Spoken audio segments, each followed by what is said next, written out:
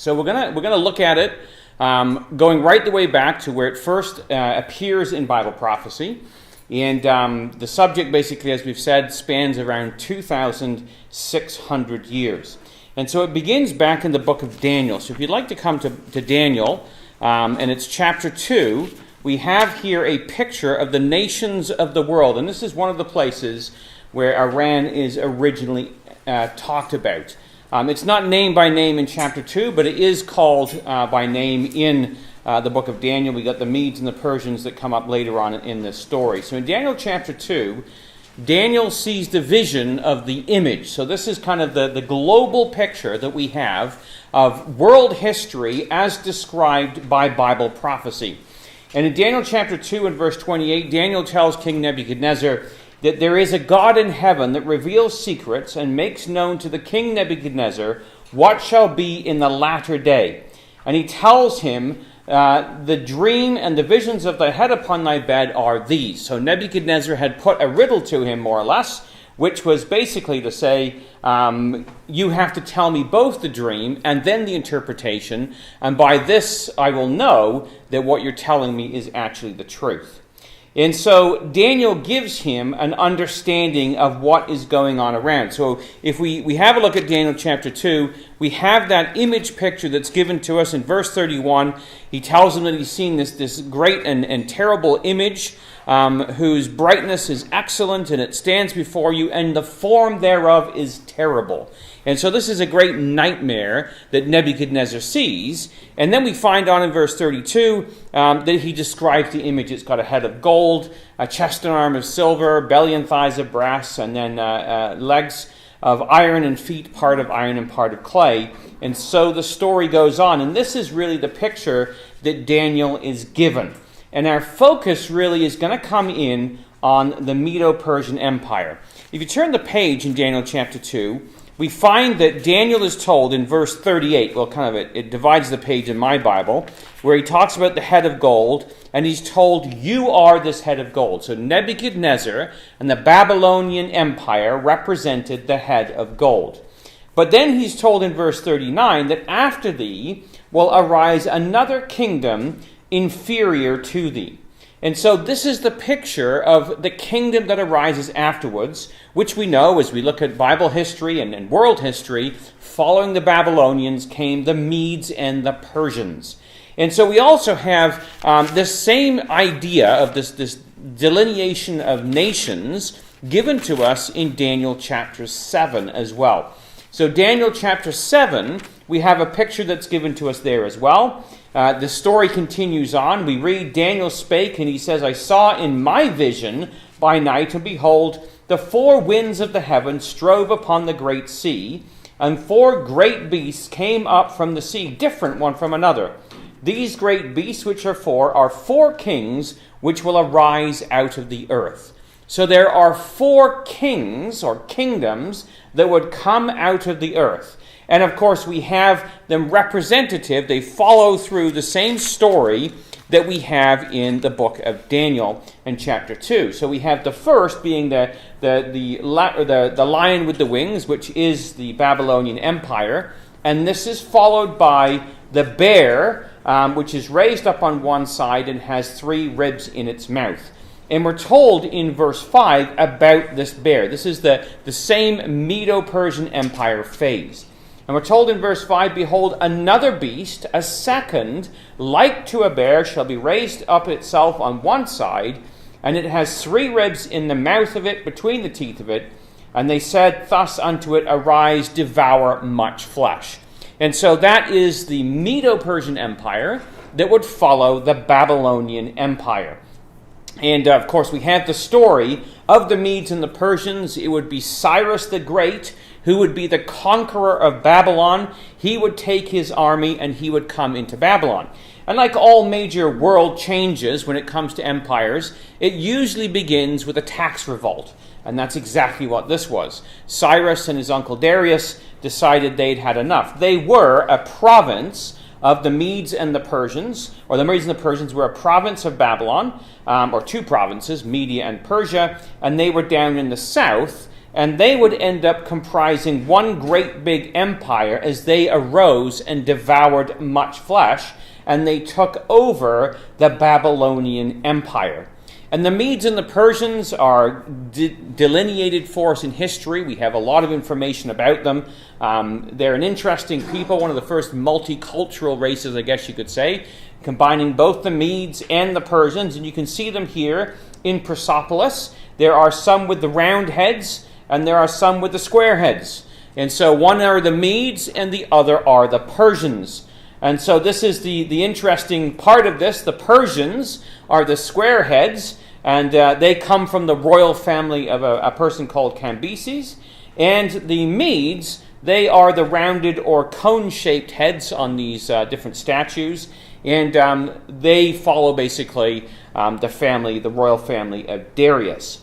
Now, what's interesting in this is there is a writer in the ancient histories, or writer of ancient histories, a guy named Charles Rollin. He wrote around 1738 when he finished his book, or a series of books called Rollin's Ancient History. And anybody who wants to do a little bit of study on the empires of the Bible, I would highly recommend this book to you. My first copy was given me by Brother Ken Loveridge years ago in Prince George. And if you can find one in an antique bookshop somewhere, get a hold of it. And it's fantastic because it gives you all the history of the Medes, the Persians, the Greeks, all the different empires that figure into world history.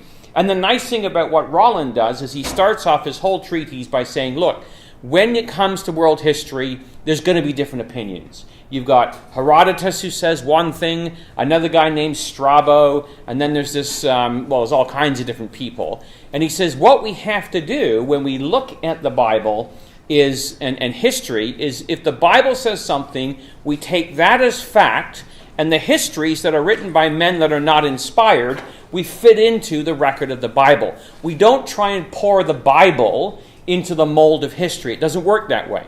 The Bible is inspired, history is not. And so when you come to reading the history of Herodotus, you'll read about flying serpents and all kinds of stuff that kind of come into the story from Arabia, flying in from the deserts. And some of it you have to question, is that factual or is it kind of fanciful? Is this kind of mythology? We don't have that with the Bible. The Bible is solid history. So Rollins turns around and says, this is how we understand the coming together of the Medes and the Persians. It's really Cyrus's family tree. There was a guy named Astaces who was king of the Medes. He had a son and a daughter. The son was Darius, and the daughter was a woman named Mandane. And she married Cambyses, who was king of the Persians. So we had a royal marriage between two empires, or two kingdoms. The Medes and the Persians were joined together in the marriage of Cambyses and Mandane, and they had a son named Cyrus. And Cyrus went and lived with Darius for a period of time, with Astaces, his grandfather, for a period of time. And when he was a young man, in his 20s, 30s, kind of early 30s, he went out to conquer the world. And he did it with his uncle Darius. They set out jointly together to overthrow the taxation system of the Babylonians. And they, of course, went and they took over Babylon. And it's a phenomenal story, one we're not going to get into tonight. But we read about it in Daniel chapter 5 and verse 30, where that night Belshazzar, the king of the Chaldeans, was slain, and Darius the Median took the kingdom, being about 62 years old. Now there's two other players that aren't mentioned in this verse, one of which is Belshazzar's father, a man named Nabonidus, who was Nebuchadnezzar's son-in-law. He's not in Babylon at the time. He's off fighting other battles. And so Cyrus, the younger of the two, Darius being around 62, Cyrus takes off to pursue after Nabonidus, who is Belshazzar's father. And he leaves the kingdom, or commits the kingdom, to Darius the Mede. And Darius rules over it for a short period of time. It's during his time we read about Daniel in the lion's den. So Daniel's around 87 when that all takes place. And then after he dies, Cyrus takes over the whole empire. And of course it's Cyrus who gives the decree to send the Jews back to the land of Israel. And so the Medo-Persian Empire is a pretty extensive empire. what's amazing about this empire is it was in Persepolis. But if you go to the Persian area today, which we don't necessarily recommend that you do, but I mean, if you did, then you would be able to see sites like this. It's the tomb of Daniel in Susa, or Shushan, the palace. And it's there today. And you have the tombs of other people like Darius the Great that we just read about. His tomb is also there in the area of Persia today. Cyrus's tomb is there, and we have the Cyrus cylinder. So Cyrus is probably the greatest of all the Persians, the most famous of all of them, and he was the one that founded really the Persian kingdom, which is called something a little bit different in profane history. So it's interesting that Cyrus writes in the cylinder about sending people back. And we have here the translation, not the translation, but the biblical account. It was the first year of Cyrus, king of Persia, that the word of the Lord by the mouth of Jeremiah might be fulfilled. The Lord stirred up the spirit of Cyrus, king of Persia, and he made a proclamation throughout all his kingdom and put it in writing, saying, "Thus saith Cyrus, king of Persia, God has basically charged me to build him a house and send the Jews back to the land." And that cylinder was found, and the translation made, and we see that they match very closely side by side. So what the Bible had to say, that he made this proclamation and put it in writing, we then have that cylinder where that proclamation was put in writing, and it's been preserved for us and is visible today if you visit the British Museum. So Cyrus would, under him, we have the first few books of the minor prophets, or some of the books of the minor prophets. We have, it's during his time period that Zechariah would prophesy.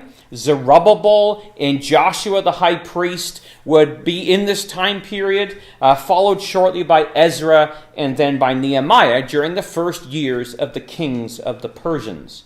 And so this is the palace at Persepolis. What's left of it today. A massive structure. You can see all those little column places where columns would have stood up. They would have held huge roofs because structures back then were basically limited in size by how big you could make the roof. So by putting columns up, they could put joists that would go together, and then you could place the roof on top of that. And so that's what it looks like, from an aerial shot. But if you look at the person that's standing there on the right-hand side in that little courtyard, you realize that this is actually a massive structure. And this is kind of what it would have looked like. This is a recreation of it from the columns that have been left. Huge columns reaching up with a massive roof that's been placed over top. And it's pretty amazing. You can see some of the bottoms of the columns there. This is an interesting area. It's called the Gate of the Kings. And this is what it looks like if you put somebody beside it. So it's a colossal structure that was built at the time of Cyrus. So when we talk about the Persians, we're not talking about a bunch of cavemen, who were kind of primitive and that kind of stuff. It was a very advanced civilization with really some quite incredible structures that were built. This is called the Gate of All Nations. And it's a pretty massive gate because when you look at how big a person would be standing beside it, it's huge. It's a massive place, and this is where they would have ruled from. So when we read the Bible, we read about the time of Ezra and the time of Nehemiah. Nehemiah was in Shushan, the palace. So this is where he was. And this is a relief taken from Shushan, the palace. And here you can see people that are soldiers. These reliefs are actually life-size. These guys are actually about 5 feet tall. When Shafin and I went to Chicago, if you're ever in Chicago and are bored and have nothing to do, go down to the University of Chicago. There's a place called the Oriental Institute, and that's where they have a lot of the stuff that came from Persepolis and from Shushan the palace. So if you ever have to go there for work or school or whatever, by all means, it's almost like going to the British Museum. It's just condensed into a hall that's maybe twice the size of our ecclesial hall. But you don't have to go through all the Chinese and all the other rubbish stuff. It's all just the stuff from Persepolis and all that kind of thing. You don't have to go through floors and floors of different things that may or may not interest you. It's all concentrated in one place. They have bricks from the time of Nebuchadnezzar with his name on them. It's a pretty neat place to go to. So this was the Persian Empire, and it's during this time, of course, that Nehemiah gets the commission to go back to Jerusalem. And it's also during this time that Esther and Ahasuerus are going to have their interaction. The whole story of Esther takes place. And notice, when it talks about this, it's Ahasuerus, which reigned from India all the way over to Ethiopia, over 120 provinces. So this is a colossal empire, going from India right the way across the Middle East, down through Israel, through Egypt, down to Ethiopia. It's a massive, massive, massive place. And we find there that it's called the power of Persia and Media. That's the place that we're dealing with and the rulers over this area. So it's a pretty incredible place. Again, if you were to go to Iran today, you could go and visit the tomb of Esther and Mordecai, which has been there for hundreds, thousands of years. It's been turned into a sort of a mosque almost by the Arabs of the Islamic period of time, but that is there today also to view. So a lot of the characters we read of in the Bible are all associated with this amazing country of Iran, as it's called today, but back in the day it was called Persia. So we want to look at Persia then. That's kind of the biblical view of this, but we're going to kind of follow it through from how does it end up being the Medes and the Persians of Cyrus's day to coming all the way through until it gets to our day and age. So Cyrus founded what people in history call the Achaemenid Empire. So it lasted from about 550 AD, or BC, to around 330. And that was the period it covered there, reaching right from India on the one side all the way down to the top of Ethiopia. And it also figures in Bible prophecy. Because in Daniel chapter 11, if you just turn to Daniel 11, we have this whole account of the nations, basically, that would be involved in the Middle East, or in the land of Israel, as they fight over this land over a period of time. But it begins back with the time of Persia. He says in Daniel 11, verse 2, and this is where it's named, "Now I will show you the truth. Behold, there shall stand up yet 3 kings in Persia." And he's referring to Ahasuerus, and to Smerdis, and Darius II. Now, the last of these is a guy named Xerxes. So if we read on in verse 2, "The fourth, which is Xerxes, shall be far richer than they all, and by his strength, through his riches, he shall stir up the realm of Grecia." And so what Xerxes did, and it's believed that this is the Ahasuerus of Esther's day. So what Xerxes did was he basically decided he was going to expand his empire. He'd gone from India all the way down to Ethiopia, but he wasn't content with that, as most empire builders are not. It's like playing Risk. They just want more and more and more. And so he wanted to push over into the area of Greece. So he launched an attack against the Greeks. And they did not like this very much. But this is what Xerxes has to say in one of his inscriptions. It's captured by Herodotus. He says, "My intent is to throw a bridge over the Hellespont and to march an army through Europe against Greece." Because he wanted to revenge what the Greeks had done to his father, and so on and so forth. So he says, "I undertake the war and pledge myself not to rest until I have burnt Athens," which he dared unprovoked to injure me and my father. So he actually did go and burn Athens down. And you can imagine how well the Greeks responded to this. Not so good. It took them a little while to get their act together, but eventually along came a man named Alexander the Great, and he was a Greek. And so what he did, in verse 3, it says, "A mighty king shall stand up and shall rule with great dominion and do according to his will." So Alexander the Great turned around and said, well, we're going to go invade this whole area of Persia, because they came and they burned Greece and they burned Athens down to the ground. And that's actually how he rallied a lot of the Greek little city-states around him. Not that he really cared for Athens a whole lot. He was from Macedonia, but he used that as kind of a political tool and was able to rally the troops, and off they went to attack the Persians. So he established the Greek Empire, but what happened was, in verse 4, it says, "He shall stand up, when he shall stand up, his kingdom shall be broken, and it's going to be divided toward the four winds of heaven, and not to his posterity, so not basically one of his children, nor according to his dominion which he ruled, so it's going to be broken up. For his kingdom shall be plucked up, even for others beside those. And 4 kings would come up in his place. And this is also picked up in Daniel 11, where we have the goat with the big notable horn, and it breaks, and there's 4 horns that come up in its place. So there's Cassander, Lysimachus, Ptolemy, and Seleucus. And it is Seleucus who will now take over the area of what we call today Iran, or what was then called Persia. So Alexander the Great defeated the last Darius, last king of the Persians, and his successor, Seleucus Nicator, took over this whole area. And he established there the Greek Empire over what was Persia. So we go from being Persia to Cyrus's kind of empire, and to now we have a Greek Seleucid empire that rules over this area. And then, after a while, it's taken over by another group, which are called the Parthians. So out of one of the territories of the Seleucids come the Parthians, and they establish the Parthian Empire around 247, and it lasts all the way till well into the Roman Empire. And in fact, it's picked up in the book of Acts in chapter 2. We read about the Persians under a different name, because it talks about everybody hearing in their own tongue on the day of Pentecost, and it mentions Parthians and Medes and Elamites and dwellers in Mesopotamia. And so the Parthians are the Persians. They are the Parthian Empire. And then there's the Medes, who are the next door neighbors. And then there's the Elamites. And so these people basically inhabited that area. And it was the Parthian Empire until around 224 AD. Now, it was then replaced again by another group of people that came along, the Sassanids.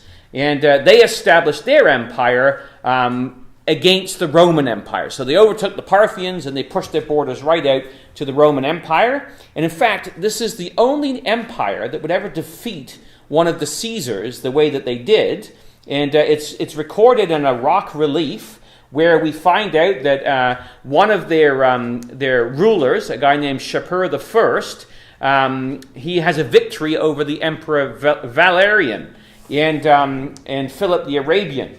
And Valerian was taken as an emperor, and he was basically executed by this Sassanid emperor. And so they rule right up past the Romans now. The Roman Empire comes and goes, and along comes Islam. And around 632 AD, they convert to Islam. So Persia was not always Islamic, because there wasn't always an Islamic religion. But right from the beginning, they converted over to Islam. And you can see this map here, how that it began in Saudi Arabia with Muhammad, the prophet, and he pushed basically into different areas. And one of the first places he pushes into is the area of Iran and then into Afghanistan. And so this is their time period where they're converted over to Islam, and they're under the control of the different Islamic caliphates. Now, later on, we have the Safarid dynasty, and this is taken over by a guy named Yacobi Safarai, and he begins the Safarid dynasty. So that's a period of 861 to 1000 AD. So again, another almost 200 plus years. And these guys are what they call Sunni Muslims. So you might have heard on the news about the Shiites and the Sunnis. Well, Iran used to be a Sunni Muslim site. And so that's what this was back at this point in time. So that lasted so long. But then we have kind of in part of this area, the Safarids were kind of like, I would say, kind of dissolving or getting smaller and smaller. And another group came along called Samanids, and they established themselves up to around the year 1000 as well.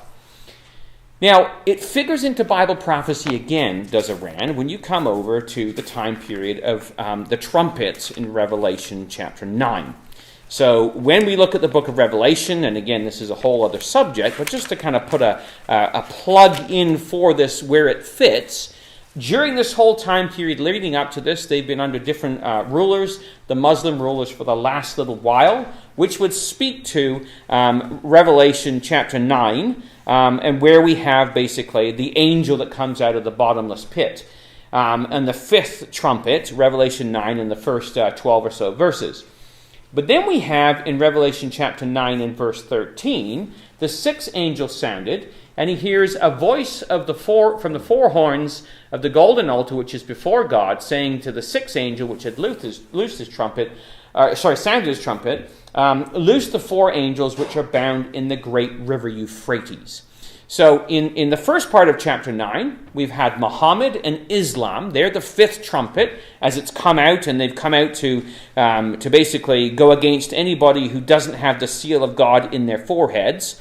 And they go out basically in judgment of what we would today call the area of the Catholic Roman Empire. Now, following this then, we have these four angels, or four horsemen, that come out in Revelation chapter 9 and the rest of the chapter. And so we find that the number of these horsemen is 200,000, and there's this myriads of myriads is kind of the idea behind it. Now, these are symbolic in their number. It would be like 200 million in total, basically. But it gives the idea of people who are going out to do what God wanted them to do. And the mission of the riders is given to us in Revelation chapter 9, verse 18. By these was the third part of men killed. Now, this is the third part of the Roman Empire, which is divided into three. And it's by fire and smoke and brimstone which issues out of their mouths. They repented not of the works of their hands, that they should not worship devils or idols of gold and silver and brass and stone and wood, which can neither see nor hear nor walk, neither repented they of their sorceries nor their fornications. So they're coming in judgment against the Catholic idolatrous nations that are worshipping images of Mary and Joseph and Jesus and whatever, which are made out of gold and silver and brass and stone and wood, which can't see, and they can't hear, and they can't walk, and yet they parade them around and pray to them, and so on and so forth. So the mission is to destroy the third part. Now, this would be what we call the Byzantine Roman Empire. And a group of, four different waves come through. The first is the Seljuk Turks, from 1038 to 1295. They were, again, Islamic. They were Sunni Islamites. They're led by a guy named Togarmah Beg, and I'm always happy my parents, didn't like these names, because can you imagine being called Togarmah? But he's a very vicious guy that goes out and he wipes out. But notice where his empire is situated. It's right over the area of what we would today call Iran. Well, following him comes Genghis Khan and the Mongol Empire. Now, he's not really Islamic at all, but he comes through this whole area, and he overflows, and again, he takes over, as you can see on the map, the whole area of what would be Iran, or Persia, as it was called back then, and pushes over that. Then we're followed by another group, and these are the Mughals, or the Muggles, right? So this is the Mughal Empire, 1346 to 1405. It's short-lived. And it's led by a guy named Tamerlane, and there he is, Tamerlane at the bottom. And this is a Sunni Islamic empire. And you might not sort of think you know a whole lot about the Mughals, but if you have ever seen the Taj Mahal, that was built by one of the last of the Mughal rulers in India, the Taj Mahal. So they were there for quite some period of time. Following this, we have another group that are called the Safavids. And these were Shia Islamites. So this is the first time the Shia version of Islam is brought onto the scene. And Shia Islam differs from Sunni Islam based on which branch of Muhammad's family you're going to follow. So some people say that the descendant of the Prophet was Joe Bloggs, I can't remember his name, and he's from the Sunni family, so to speak, and that's the Sunni religion. Others believe that he comes from this Shia branch, and depending on which group you follow as to which prophet you follow, you're either a Sunni Muslim or a Shia Muslim. So this guy, Shah Ismail I, basically founded the Safavid Empire, and what he did was he brought along this idea of Shia Islam into Iran. Now, that we're getting closer to modern times because that empire lasts for about 300 and so years, up to 1736, right? So 1736, just before the French Revolution, and you have here now another two empires that kind of kick in. We have this guy named Nader Shah, and he has a mix of both Shia and Sunni Islam because he kind of has people in both camps. And he's followed then by another guy named Karim Zand, who is, again, just Shia Islamic. So both of them kind of run somewhat simultaneously, but it brings you all the way up to 1779. And at that point in time, we have now a whole new dynasty. It's the Qajar dynasty, and it runs all the way to 1925. So we're getting close now to modern times. And so this Aga Muhammad Khan, again, it's Shia Islam, and this is the system that he puts in place, and it will be in Persia for quite some time. Now, what happens is that this is kind of a map of what it looks like. It's called Persia, and the last of these guys, the last ruler, was Ahmed Shah. He's about 12 years old in this picture. And he has a prime minister, a guy named Reza Khan, who's his general as well. And what he decides is, we're not going to have a ruler who's 12 years old. We don't like that idea very much. We're bigger than he is. So they put together a coup, and they throw out this guy, the Ahmed guy, and along comes Reza Khan, and he becomes Reza Shah Pahlavi, and he sets up his own little fiefdom in Persia. But what happens is he kind of ticks off the Shia clerics. They don't like him very much because he wants to modernize the world. It's 1925, like people have cars and they wear suits. They don't wear these long flowing robes. So he tries to modernize Iran. And that went over like a sack of hammers. So it wasn't very much liked. But he was trying to kind of fit in with the world at the time. In fact, he had a very good friend, a guy named Adolf Hitler, who sent him a signed portrait. And what this guy did was he renamed Persia into the name Iran, or Iran, which actually means the land of the Aryans. Because if you know anything about Hitler, Hitler was big on the Aryan race. So the Shah decided, hey, this guy's ruling Europe, or he's gonna, he's doing pretty well over there, kind of taking over everything. We want to be on his side, so we're going to rename Persia into Iran. And so that's where that name came from. And so the land of the Aryans. Now, it didn't go very far because during World War II, the British and the Soviets both basically said, okay, if the Iranians are on the side of Hitler, we're going to attack them, and they did. And they forced basically the Shah to abdicate, and they put in place his son, Reza Pahlavi, who would be the last Shah of Iran. So he would rule over Iran right up until the 1970s. So the Brits come along and they put this guy in place, and he's more friendly to the West, but they couldn't have him being, friendly to Hitler, so they put him in place. And then what happens in 1979 is we have the Iranian Revolution. A guy named Ayatollah Khomeini comes to power in 1979, and we're going to watch a little piece of video because it's going to give you a little background to what's happened in Iran. Because since 1979 to now, how did we end up with the nation of Iran the way it is? It's about 7 minutes long or whatever, but it really helps to show how quickly this nation, which had become so friendly with the West, with America, with Britain, and with other nations, got turned on its head and basically became a completely different nation state. In Iran, the brutal Western-oriented dictatorship of the Shah was under huge pressure from demonstrations that were tipping over into revolt. Although US President Jimmy Carter still saw Iran as an island of stability, hundreds of thousands of Iranians were challenging the security forces and the army on the streets of Tehran, demanding an end to the Shah's rule. On French television, Khomeini was asked who would rule Iran when the Shah was gone. ما یک شورای تعیین میکنیم No, it won't be me. We'll choose a council, and in this council, there will be a parliament elected by universal suffrage.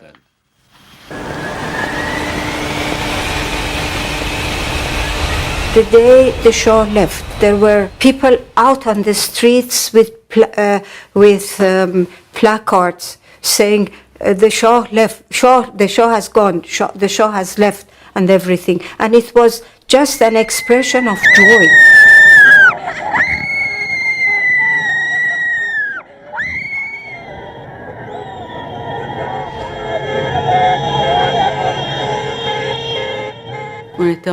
We were in a group. We were always in the streets. The streets were absolutely packed, and there was a huge sense of solidarity. All this had quite a euphoric effect. This is something that Iranians have been waiting for many, many years. And today you can see the reaction. This is the reaction of people who are just overwhelmed by what has happened. What is the meaning of this? The meaning is that they're hoping that there will be a free country from now on.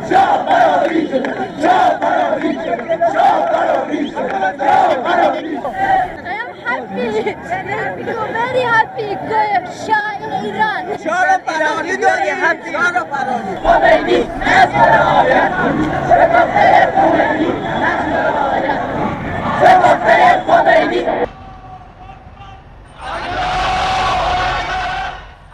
After 15 years in exile, Khomeini was eager to finally accomplish a plan he had concealed from the wider world.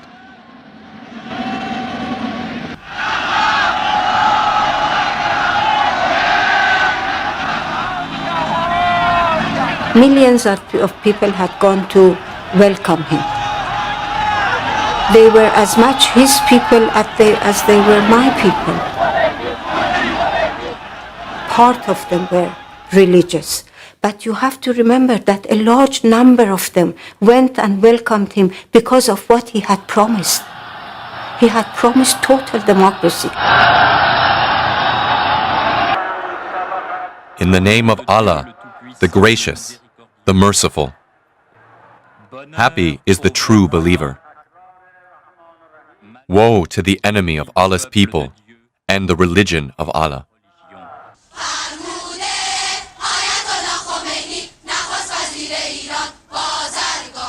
We didn't take him seriously. I thought, he's crazy, he's out of his mind. Among ourselves we laughed and said, another random statement coming out of nowhere. But we were wrong. Ayatollah Khomeini used the Islamic clergy and their network of mosques to consolidate his grip on the country. The referendum on the establishment of the Islamic Republic was essentially a plebiscite. And there was no secret ballot. Anyone voting against would immediately be labeled as an enemy of the revolution.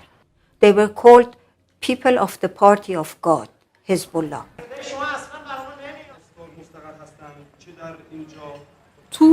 They set up committees in all neighborhoods, committees of revolutionaries for Islamic revolution, Islamist committees in schools, in high schools, universities, factories, workplaces. There was a lot of resistance. And that resistance was broken.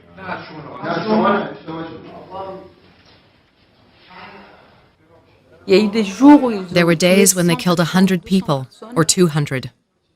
We were in hiding, and in the evening we would read the names and try to find out who we knew. There were people who did not give their names and who were anonymous, who were killed for one simple comment.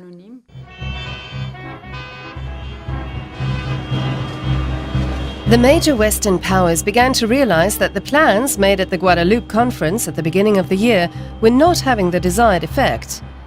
The elderly cleric they had allowed to take the place of the Shah had neither re-stabilized Iran nor preserved Western interests.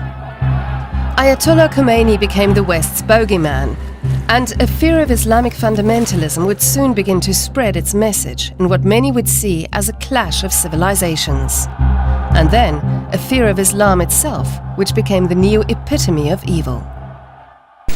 The American hostages were blindfolded, handcuffed, and marched out on the U.S. Embassy's front steps by the revolutionary students. The Iranians had fought U.S. Marine Guards for 3 hours for control of the embassy. The Marines used tear gas, but were eventually overrun at 5 o'clock this morning, New York time, as Revolutionary Guards and local police stood by and watched.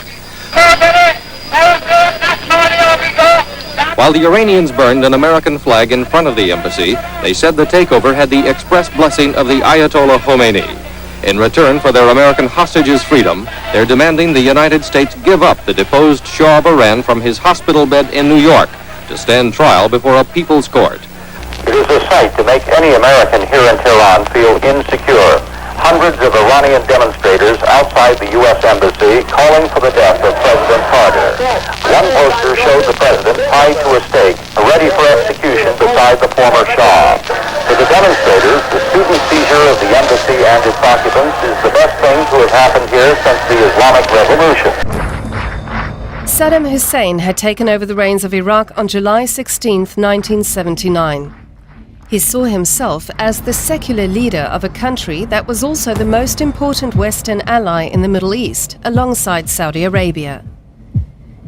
He likewise called upon God as he challenged Khomeini in neighboring Iran. Saddam called for a war against what he saw as the expansionism of the Iranian Revolution. Aiming to dominate the region himself, he exploited the ancient sectarian antagonism between Iranian Shiites and Iraqi Sunnis.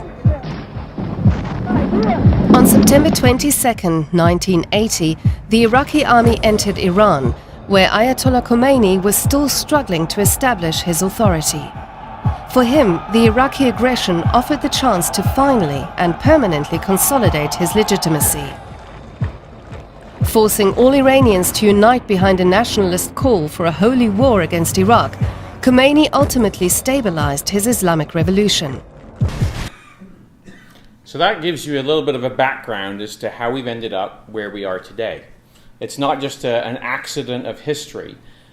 Iran had been an Islamic state that had fallen under the hegemony or the control or the influence of the United States and of Britain, and was very friendly to both the United States and Britain, and at one point Israel as well.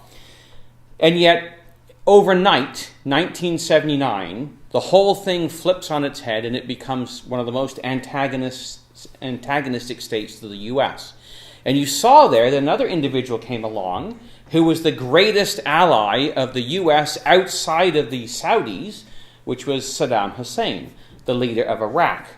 Well, of course, he would fight against Iran, and that would go on for so long, and then all of a sudden, after about 10 years of peace, he got kind of bored and decided that he would take another piece of the Middle East, and this time, in Desert Storm in 1991, he would invade Kuwait.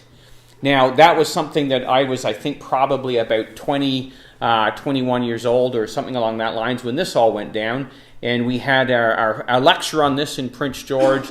And, we'd been in Prince George for years, I think 10 years by then our family had, or maybe 8 or 9. And, we'd rarely get anybody to come out to a Bible talk. And I happened to be the doorkeeper at the time at the CNC lecture hall. And I got there at around 6:30, and there was 20 people standing outside the door. And I kind of said, "Oh my goodness, we've double booked this. Somebody else has booked the hall, the room that we booked in the college." And I asked them why they were here, and they said, "Oh, we're here for the Bible lecture." And I was like, "Uh-oh, then I must have put the wrong time in the ad in the newspaper." Because I had put the ad together for the newspaper. So I asked them, "Well, what time does the lecture start? Do you think the lecture starts?" "So it doesn't start till 7:30, and it was like 6:30. And so they said, "We wanted to get a seat." And so I let them in, and then more people came and more people came. We were about 24 in a little congregation in Prince George. There was over 114 visitors, because it was one of the first major events that had happened in years where the world was all of a sudden kind of put on guard. And so Desert Storm happened in 1991, and it kind of rewrote the whole situation in the Middle East.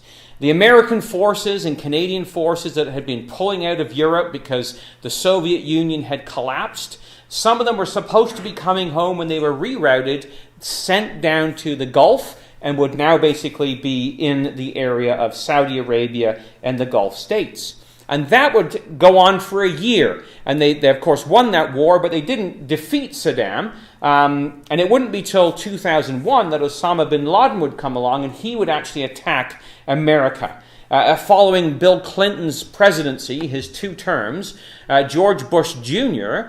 Ran on a platform of withdrawing from the Middle East. We don't want to be involved in the Middle East. We're going to let them sort themselves out. But within 8 months of coming to office, this would happen. And of course, that would bring America right back into the Middle East once again. And so you would see the war in Afghanistan in 2001.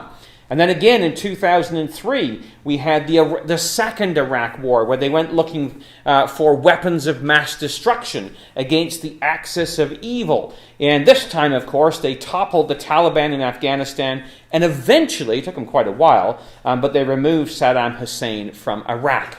So you saw a change then that was taking place. And during this time, we had also the Arab Spring then kick in, and that would take place all around the same period, and you would lose from Tunisia, Egypt, and Libya, some of the leaders that had been there for many years, and they tried to get rid of another guy named Bashar al-Assad, who was the president of Syria, and still is, and of course this would cause the Syrian civil war. And that was part of the Arab Spring, the population rising up against him. His government was primarily secular, but the family was what they call Alawite, which is a form of Shia Islam. And so what happened is the American troops in Iraq basically said, well, we've done our job, we're finished. So they began pulling out. They were all pulled out in 2011 under President Obama. And in the same year, this other group showed up that nobody had ever heard about before, called ISIS. And it grew out of the vacuum created by America's withdrawal from Iraq in 2011. Maliki, who was the prime minister of Iraq, targeted the Sunnis. He was himself a Shia, and he targeted the supporters of Al-Qaeda, as he saw the Sunnis to be. So many of Saddam's supporters, and Saddam had been thrown out, or been murdered actually, or killed, or executed, they basically were also put on the run. Thousands of them were murdered in Iraq because they had supported Saddam. So the Shias came in and wanted to get rid of them all, and so replaced many people in Iraqi government, both in the police and the military. And the Iraqi opposition kind of united together with the remnants of Al-Qaeda that had been in Iraq, and basically they attacked prisons, liberating some of these terrorist fighters who swelled their ranks, and they formed another group which was called ISIS. So in 2011, ISIS would arise. They would basically call what they called a caliphate, is what they were going to build. It was going to be a Muslim empire with no borders. And this guy here, Abu Bakr al-Baghdadi, he was his leader. He gave a sermon in Mosul and basically called for a jihad, a holy war. And so they had quite a lot of success in Iraq and broke down the borders into Syria. They were in the Sinai Peninsula. They were in Libya. And they were causing all kinds of trouble back in 2011, 2012. So Iran, to help their poor little neighbor Iraq and their Shiite rulers, sent troops there in 2012, and also to help out the Alawite leader, Bashar, in Syria. So you had Iranian troops now both going into Iraq and into Syria. So they're now going from Iran to Iraq to Syria, right across that area, which basically gave them some great power in the region. And so it was in 2014 that they were able to turn the tide, and it was actually the Kurds who really kicked this off, and they stopped ISIS and basically have pursued it since then. So in 2015, while this is all going on, you've got Obama, who is making a nuclear deal with the Iranians and sending them billions of dollars and all this kind of stuff. The Israelis were absolutely terrified of what was going on, as were the Saudi Arabians and other Gulf states, saying, what on earth is America doing? Why are they making friends with these people and working with them? And so there was great consternation throughout the Middle East. Not only that, but the Russians then decided also, because there was this Arab Spring thing going on in Syria, Bashar al-Assad invited them in to help out. So they obliged and they moved into Russia. And now the Russians are on the Israeli border helping to prop up this Bashar al-Assad against ISIS and against the Arab Spring. Well, roll forward 3 years and Donald Trump comes to power, and one of the first things he does is scrap the nuclear deal. And he scraps the nuclear deal just as he promised he would, and he finished off, for the most part, ISIS. We watched as American bombs rained down night after night. The last bastion of the Islamic State tonight is on fire. And then, suddenly, the battle for Baghouz was over. This is where the Islamic State was defeated, where ISIS fighters made their last stand and lost. The most brutal, most aggressive, best-funded terrorist group in modern history is now in ruins. It was buried here. And so it would disappear. Its leadership would run into exile, or not into exile, but basically just run away and hide. They'll pop up again in a moment, but that is March 19th, 2019.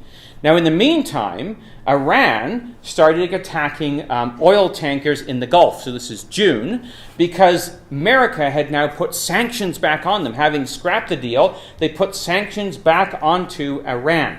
And so they suffered from those sanctions, so they seized some tankers, British and Japanese, launched missiles at other tankers and at the Saudi Arabian oil fields. So the Saudi Arabians and some of the other Gulf states are really worried about what Iran is doing, and America also very concerned about what was going on. Then we had Baghdadi, October 27th, 2019. He was killed, and in retaliation, basically, there would be an attack that was made on an American area that they were working in. An American contractor was killed. 4 soldiers were wounded. And so America responded. So this is December of last year. On the 30th of December, they bombed the Hezbollah headquarters and basically obliterated this one Hezbollah headquarters, which of course was funded by and supported by the Iranians. So Iran was not very happy with what America was doing. So for the first time since basically, one of the main events that had taken place here was basically that America's embassy would be attacked. Now, you saw the video back from 1979. The Americans were very worried about what would happen this time, because a bunch of students overran the American embassy in Iran in 1979 and took a whole bunch of people captive. Well, in December, in Iraq, the American embassy was attacked. They couldn't quite overrun it. But America was obviously extremely distressed at what was taking place. And so they launched the airstrike that became very famous at the beginning of this year. Last night, at my direction, the United States military successfully executed a flawless precision strike that killed the #1 terrorist anywhere in the world, Qasem Soleimani. Soleimani was plotting imminent and sinister attacks on American diplomats and military personnel, but we caught him in the act and terminated him. Under my leadership, America's policy is unambiguous to terrorists who harm or intend to harm any American. We will find you. We will eliminate you. We will always protect our diplomats, service members, all Americans, and our allies. For years, the Islamic Revolutionary Guard Corps and its ruthless Quds Force under Soleimani's leadership has targeted, injured, and murdered hundreds of American civilians and servicemen. The recent attacks on U.S. targets in Iraq, including rocket strikes that killed an American and injured 4 American servicemen very badly, as well as a violent assault on our embassy in Baghdad, were carried out at the direction of Soleimani. Soleimani made the death of innocent people his sick passion, contributing to terrorist plots as far away as New Delhi and London.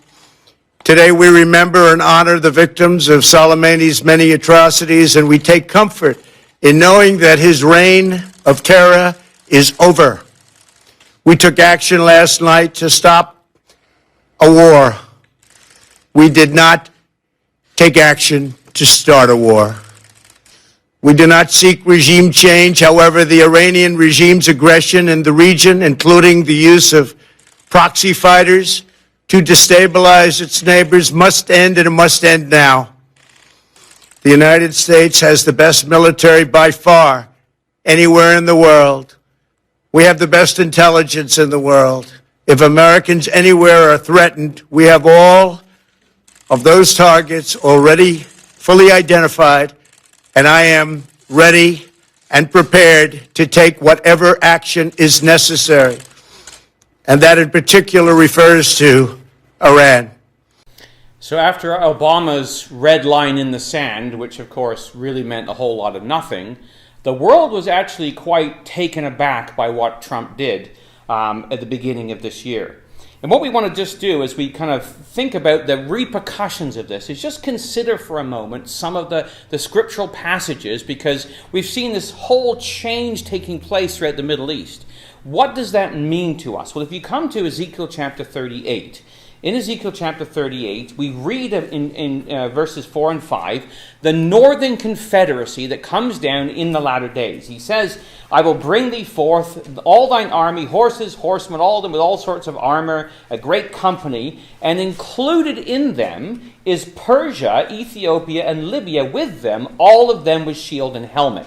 So joining Rosh, Meshach, and Tubal, the Russians, Moscow, and the Magogites of Scythia, would be Iran.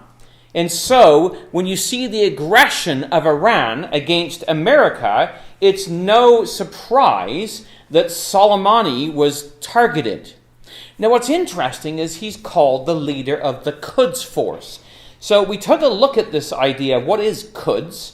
And Quds is actually named after Al-Quds, which is the Muslim name for Jerusalem. So Soleimani was leader of the Jerusalem Corps, whose avowed intent was to liberate Jerusalem from the Jews.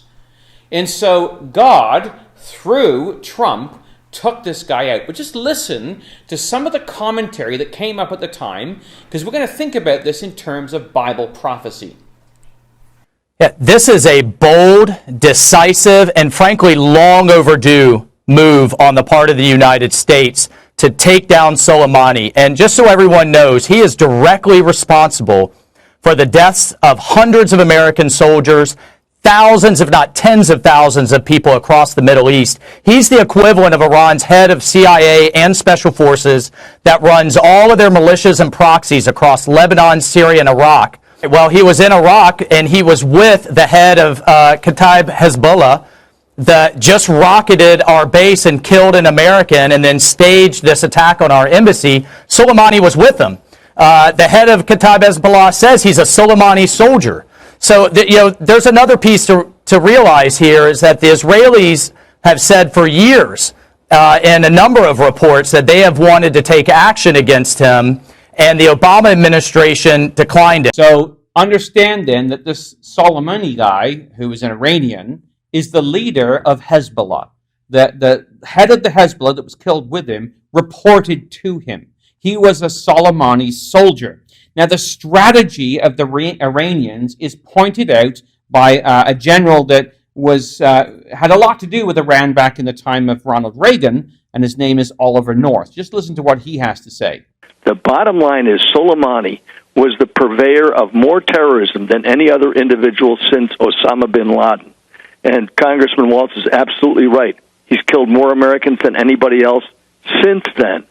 If we did indeed get Soleimani, we have reduced the number of terror attacks dramatically. Here's the bottom line. There are two governments in Baghdad. One is the pro-American government that's counting on us to continue to train and assist their military and help provide information that's very important to countering terrorism and protecting their country. The other one is the Iraqi government that is beholden to the Iranians. The Iranians have long wanted a free access going all the way from the Iraq-Iran border all the way into Syria and then, of course, the Bekaa Valley and attacking Israel. So that's their strategy, he says. They want to create a corridor from Iran, through Iraq, through Syria, to basically be right there on top of Israel in the north. And this is actually just taking out of the Washington Times in January of this year. So this is other people basically recognizing this is what Iran is trying to do. Now, why that interests us is because the group of nations that are laid out for us in Ezekiel and Daniel and other prophecies includes that area of Syria, Iraq, Iran, all of them working together against Israel and being allied with Russia in the north. And so this is the event that is taking place. This is an escalation. I think it's proportional. I think he's right. But to kill the top commander of the Quds forces, the Islamic Revolutionary Guard Corps, this is the designated terrorist organization of the Iranian state. They're not just in Iraq and Syria and Afghanistan. They're with Hamas. They're with Hezbollah. They're surrounding Israel. This is the top anti-American, anti-Israel, anti-Western force in the world. This would be... So the top anti-Israel and anti-Western force in the world. Now, just take a look at what the Bible has to say in Ezekiel chapter 38 and verse 7. Be thou prepared, prepare for thyself, talking to Rosh, Meshach, and Tubal, Gog of the land of Magog. And he says, to all thy company that are assembled unto thee, and be thou a guard unto them. So the phrase, be a guard unto them, implies the idea of the whole region, or these nations involved in it, being under Russian control, or as it's called in the media, Russian hegemony. So some translations actually have the idea of Russia being the commander and taking charge of them. And so when we see then things like this going on, this was in response to what happened in the America's attack on Soleimani. The Russian Foreign Minister Sergei Lavrov had a television conversation with Mike Pompeo of the United States, and Moscow urged Washington to give up illegal military actions to achieve its goals on the international arena, which I thought was quite ironic after you consider Chechnya and the Ukraine and the Crimea and so on and so forth. It's a little bit the pot calling the saucepan black, but that's the idea. And take a look then at the other part that is forming during this time. We have in verse 13 another group of nations, Sheba, Dedan, the merchants of Tarshish, and all the young lions thereof, who are protesting. And again, it's another class, and we looked at Sheba, or the merchants of Tarshish a little bit last week, with Britain and the Allies. You got Australia, Canada, the United States, and different nations like that are with it, along with Sheba and Dedan, which is the area of Saudi Arabia and the northern area of Saudi Arabia. Sheba being the southern area of Saudi Arabia. That's the geographical location back in the day. What we also find in Daniel 11 is the nations that when this northern host comes down and he overflows, he enters into the glorious land, many countries shall be overthrown, but some of them are going to escape out of his hand or be delivered, and that includes Edom, Moab, and the chief of the children of Ammon. Well, that area today is what we would call Jordan.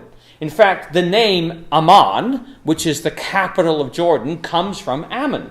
And so this is the area, basically, that you're dealing with. So Jordan is also with them, and he's going to stretch forth his hand upon the countries, and Egypt shall not escape. Well, if Egypt's being attacked, then obviously Egypt is not in an alliance with the king of the north at the time of the end. It's part of his targeted area. So we have Jordan, Saudi Arabia, Egypt, all these nations right down into the southern Gulf that are allied with the Tarshish Confederacy, and we have Iraq, Iran, and Syria that are allied with the Northern Confederacy. And when you look at this and you consider what's going on, I've got one last little clip I'd just like to play. Listen to how this radio personality or TV personality, whatever he is, how he describes what has happened in the last year or so because of Iran and this attack. the great intelligence victory here is, and we've got to remember that Hezbollah, one of the things Iran is best known for is they fund all these terror groups and fight proxy wars as they've been doing in Yemen and elsewhere around the world. We know the Iranians were responsible, Quds forces in particular, responsible for the killing of many Americans in Iraq during the latest conflict and the latest war there. And they have been sowing discord in the entire region. One of the outcrops of that probably has created a moment in history that we may be able to look back on. Iran has single-handedly, the fear of Iranian hegemony has single-handedly created an alliance that might have been impossible just, a few short years ago, and that is you have the Israelis, the Americans, the Jordanians, the Egyptians, and the Saudis all in unison against Iranian potential nuclear capability and their military aggression. And look, your years in Congress, you never would have imagined an alliance between America, the Israelis, the Egyptians, Jordanians, and Saudis. And the only reason that alliance, the intelligence sharing, the strategizing at a level that nobody ever thought possible is happening is out of a real, clear, present danger that is posed by Iran and the possibility, of course, of their desire to acquire nuclear weapons, which, if that ever happens, presents a great danger to the world. So the issue then that has come out of this is exactly like the picture of Ezekiel 38 and Daniel 11 depicts.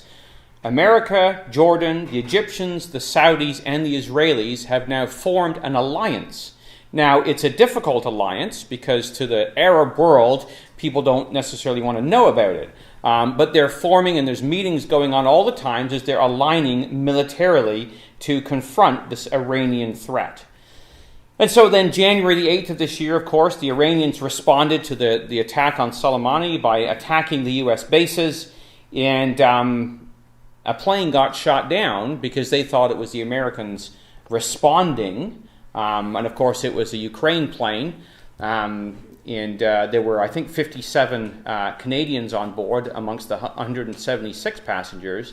And this civilian plane was blown out of the sky by Iranian missiles that had been supplied by Russia. And of course, that kind of, in a way, put a pause on everything. Because now the Iranians, ready to beat their chests and maybe do a little bit more, kind of were held at bay because now they were having trouble in their own country once again, because a lot of the people on that plane were Iranians. In fact, they're mostly all Iranians. Maybe they were some Canadian Iranians, but they were Iranians. And so when we take a look at all of that, we ask the question, well, where are we at? And what we're at is an accelerating situation. If you just think through what we have witnessed, we've just kind of run through this in the last few minutes. 1979, Iran moving away from Western hegemony. 1980s, Iran supporting Hezbollah in Lebanon in a civil war. We didn't really look at that, but that's what took place. 2011, the U.S. troops leave Iraq. 12 Iranian troops enter Iraq and Syria, along with Russian troops fighting against ISIS, and Iraq basically joining with them. The ancient part of the image as well, responding to or corresponding with Babylon. 2018, America scraps the nuclear deal. And then in June of 2019, Iran attacks oil tankers in the Persian Gulf. And then we have Israeli and Arab neighbors forging closer ties. The U.S. attacks Iranian Hezbollah bases at the very end of this last year. The Iran then responds by attacking the U.S. embassy with a militia that's backed by Iranians. The U.S. assassinates Soleimani. Iran fires missiles at U.S. bases and then shoots down the Ukrainian passenger jet. But all of those events, what is taking place is kind of a global thing. You've got Iran, Iraq, Syria moving into the hands of Russia and forming an alliance together on one side. On the other, you've got Saudi Arabia, Egypt, Jordan, and Israel forming an alliance on the other side. And this is what we're seeing. We're seeing the image come together. Because we read that thou sawest this whole image come together, And thou sawest till a stone was cut without hands, which smote the image upon the feet that were of iron, of clay, and brake them to pieces. Then the iron, the clay, the brass, the silver, and the gold were broken in pieces together. And that's the key, that those elements are all together. And that's what we've seen. Iran and Iraq during the 1980s had an 8-year war. They were not by any stretch together. Iran before 1979 was with America, not together with this whole group. Iraq after the 1990s was against America. But then America overtook it and kind of semi-ruled it for a little bit of time. But now they've lost their foothold there, and the Iraqis have asked them to leave, or the Legislative Assembly has. And Iranians are moving into the area of Iraq and into Syria, and Russia's there as well. We see the metals of the image all coming together, just as the picture of Ezekiel chapter 38, Daniel 11, and Daniel 2 has pointed out. And when that happens, it's then that the stone smites the image, when those metals are broken in pieces together. And that stone, of course, is the kingdom of God, led by the Lord Jesus Christ, and it will become a great mountain that fills the entire earth. So the kingdom will begin in Israel, and it's going to grow from there to become a great empire that's going to fill the entire earth. So we can take comfort, even though the world gets excited by these things going on, what's happening here, we can take comfort in the fact that the scriptures are in fact coming true. We looked at this on Thursday night last week as well. Brother Dave mentioned that the Olivet prophecy is about AD 70, but there are pieces of it that kind of have that application to today. We live in the time when Jerusalem has been trodden down by the Gentiles, but the times of the Gentiles are now fulfilled since 1967. And there's going to be signs in the sun and the moon and the stars and on the earth, distress of nations with perplexity of the sea and the waves warring. That was certainly the way it was back in AD 70. Men's hearts failing them for fear, for looking after those things which are coming on the earth. The powers of heaven shall be shaken. And then shall they see the Son of Man coming in a cloud with power and great glory. Now that happened in AD 70 when the Lord sent the empire of Rome against Israel to bring his judgments. But it's also applicable today. That when we live in a time when the times of the Gentiles is fulfilled, and we soon will see the Lord Jesus Christ coming, and we hope to be part of those clouds, those great clouds of witnesses of Hebrews chapter 12, when, of course, he's going to come and rule the world in righteousness. But he tells us in Luke, when you begin to see these things coming to pass, look up and lift up your heads, for your redemption draweth nigh. So as we watch Iran, as we watch the world events going on in Israel, as we've seen events in Britain and across Europe, with America, with Iraq, and all these different nations, we know the hand of God is closing the pages on the times of the Gentiles, and the coming of his Son is very much at the door. And the exhortation to us is to look up and lift up our heads, for our redemption draws nigh, and prepare ourselves for the Lord's return. Thank you.